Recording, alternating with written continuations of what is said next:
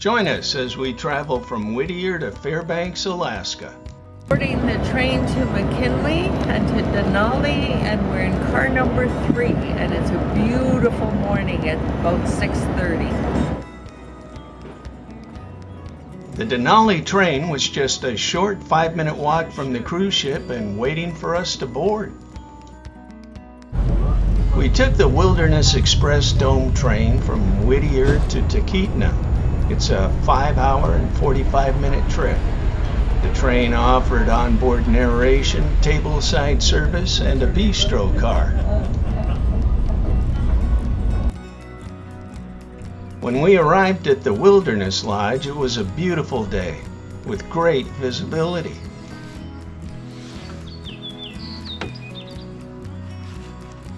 What have we here, darling? We have me relaxing on the porch of the tree house at the McKinley Princess Lodge, and the view is amazing.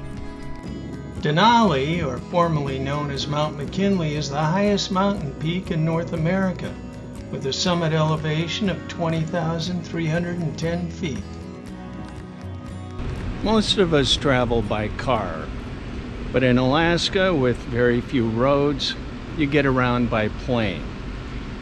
And if you live by the coast, which most of the fishermen do, you get along with a seaplane with pontoons. But if you're interior, you'll often get around with a plane with skis.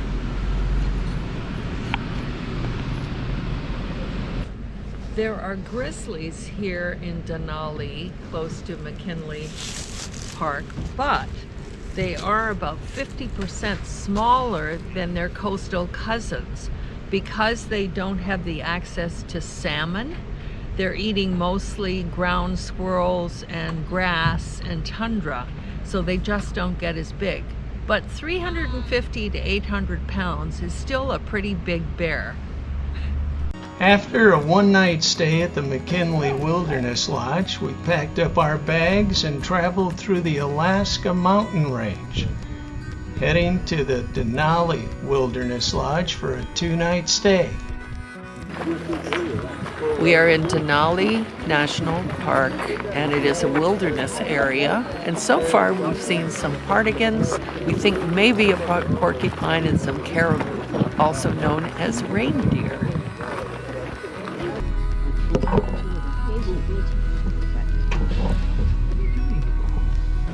We are on the Horseshoe Trails, Horseshoe Lake Trail in Denali National Park. And it's very confusing, some of these trails. There's a lot of loops that kind of go, yeah. They don't make sense. No, they don't. We spent a little time going around in circles, but now we're on the edge looking down on this beautiful, probably glacial lake. Yes, Horseshoe Lake.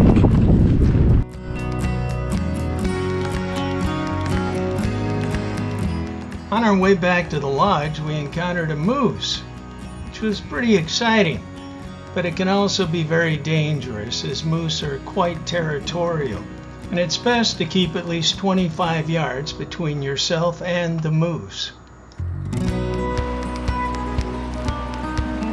The melting glacial ice casts a turquoise hue, which is quite magical.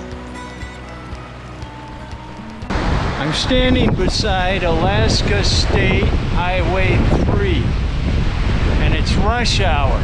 As you can see, the traffic is just unforgiving.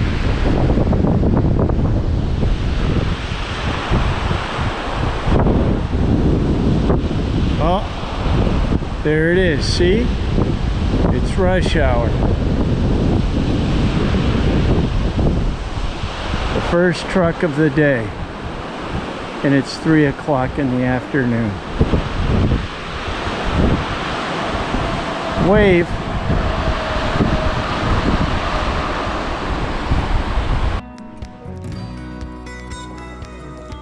When we arrived in Fairbanks, we took a look at a section of the Alaska Pipeline, which runs for 800 miles.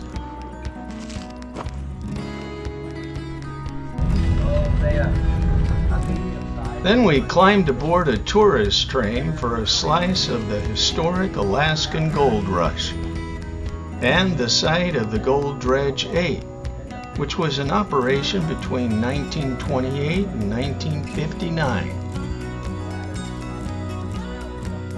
They'd have to shut everything down for 3 or 4 months of the year. So they cover this stacker up, for example, to help keep it just a little bit warmer inside there to extend their mining season as deeply as possible into the winter. After a lesson in gold panning, we took a test to see if we caught the gold fever. Our gold weighed in at $13.45. Not enough to catch the fever. Did we just pay for our cruise?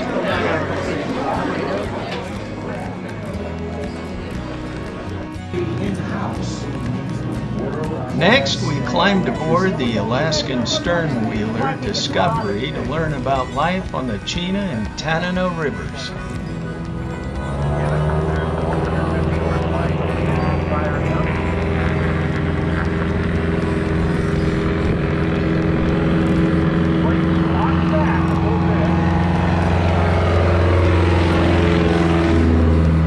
We then visited the home of former Iditarod champion Susan Butcher and learned about sled dogs. It looks like we have a small adult team of dogs.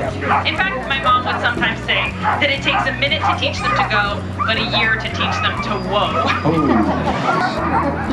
Otherwise, we all end up in the river.